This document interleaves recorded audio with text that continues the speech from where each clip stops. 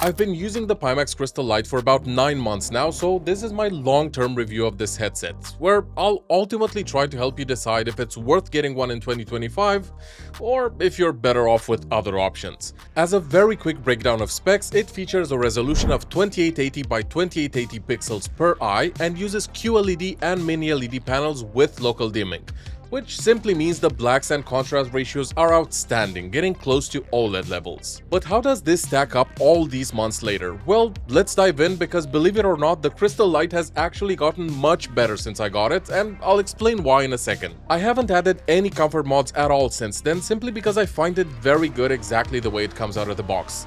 You can use something like the Studio Form top strap or even the official Pimax one, especially if you're playing more active games, but I haven't felt the need for either. I have the DMAS audio on mine, which is an optional extra, and I still absolutely love these headphones.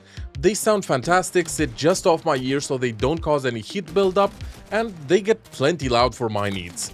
You can really hear how crisp and positionally detailed they are in anything from Half-Life Alyx to Contractor Showdown or Exfil. The Crystal Light can be used with the integrated inside-out tracking, meaning you don't need any base stations or additional controllers, as well as with an optional Lighthouse faceplate that makes it base station trackable. If you do go with the second option, you will need extra controllers like the Valve Index knuckles.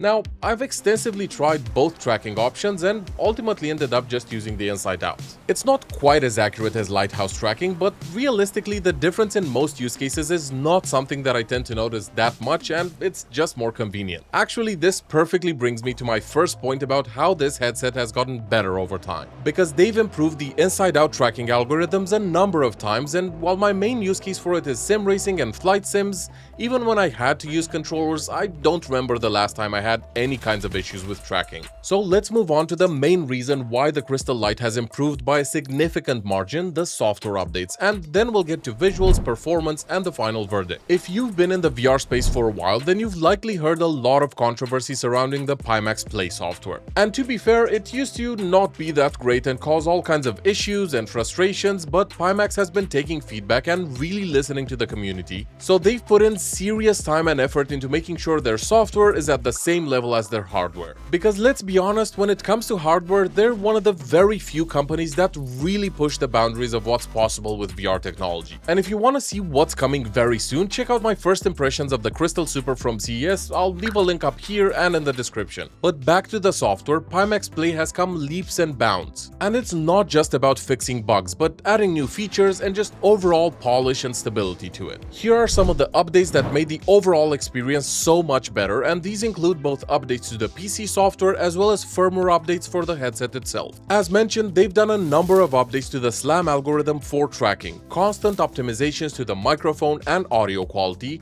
local dimming improvements which made the visuals look even better, and the big one, upscaling mode, which allows users with lower-end PCs to enjoy the incredible visuals this headset offers. And this leads me to the performance and visual section of this video, which is arguably the most important one. Now, I'm mainly using it on a PC with an RTX 4090, but I've also extensively tested it on my older 3070 PC, which came especially handy when trying out the upscaling and other features meant to improve performance. So let's get into it. Visually, this continues to be the absolute best VR headset I know, and I have quite a few, as you can see. The clarity here is just incredible, and the only thing that beats it is the Crystal Super, which I've tested at CES earlier this year, and I should be getting it in the man cave for testing pretty soon for a more in-depth review. But while the Super is outstanding, it's also nearly 3 times the price, so that should be a major consideration for the point I've just made. But going back to the Crystal Light, whether I'm just relaxing and watching some YouTube or a movie or in an intense race or flight, the visuals blow my mind every single time. I mean, there's a reason why this headset was chosen as the official partner for Microsoft Flight Simulator 2024, and it's simply because the ratio between cost and performance is outstanding here. I would even go as far far as saying that for most people, the Crystal Light will continue to be a better choice than the Super for the foreseeable future. Regardless of your PC specs, there are a ton of things you can do to optimize performance on this headset, so don't think you need a monster of a PC to run it because, as I've mentioned before, it runs and looks fantastic even on my RTX 3070 PC. Now, I'll be making a video soon about setting this up for the ultimate performance to visuals ratio, but let's briefly go over a few of the things you can do just to kind of give you an idea of what to expect. Starting off with the Pimax Play settings, you can of course lower the render resolution, and before you grab your torches and head in the comments, just know that even at 50% resolution, the Crystal Light still looks great. Now, unfortunately, there is no eye tracking available on this headset, so dynamic foveated rendering is not possible, but there is a fixed foveated rendering option, which again can dramatically increase performance. I've also mentioned the upscaling option that you can activate when using 90Hz as the refresh rate, and while the exact numbers will depend on your system and the game you're running, I will say that a roughly 30 to 40% uplift in frame rate can be expected when this feature is used. Finally, before I give you my thoughts on if this is still a good purchase in 2025 and beyond,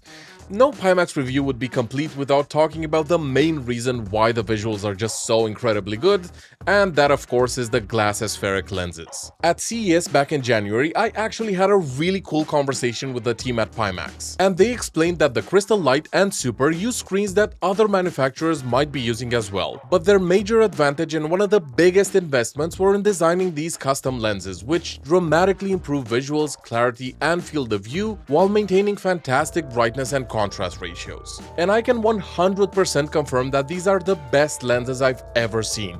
Edge-to-edge clarity is outstanding, ghosting and God rays are basically non-existent, and as I've mentioned earlier, putting this headset on and looking through these lenses is a magical experience every time. But how much does this magical experience cost, and is it still worth getting now that we have a lot more competition flooding the market? Well, let's break this down, because Pimax have made the pricing model a tiny bit confusing on their website. What I mean is that their new Prime membership involves an upfront payment followed by 24 monthly payments. I'm gonna save you the headache and explain the total cost to make it simpler. Basically, the Crystal Light with local dimming is $887 or 853 euros if you're in Europe like me. You can try it for free for up to 14 days and get a refund for your initial upfront payment if you don't like it, or decide to keep it and either pay $12 a month for 2 years or simply pay the rest as a lump sum of $288 and be done with it. There's also an affiliate link in the description that will give you a $20 discount and also supports me to continue making these videos, so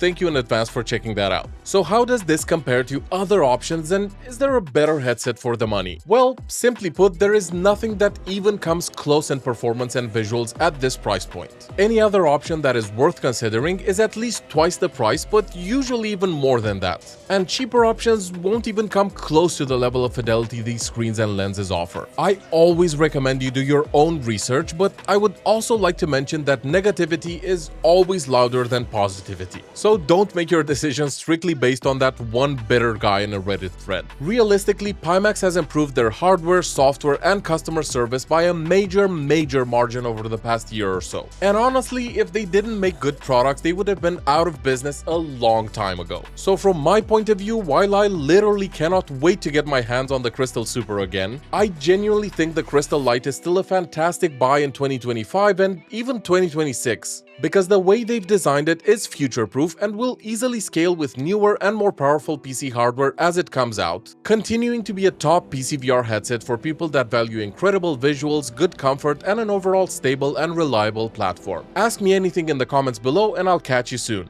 Cheers, guys!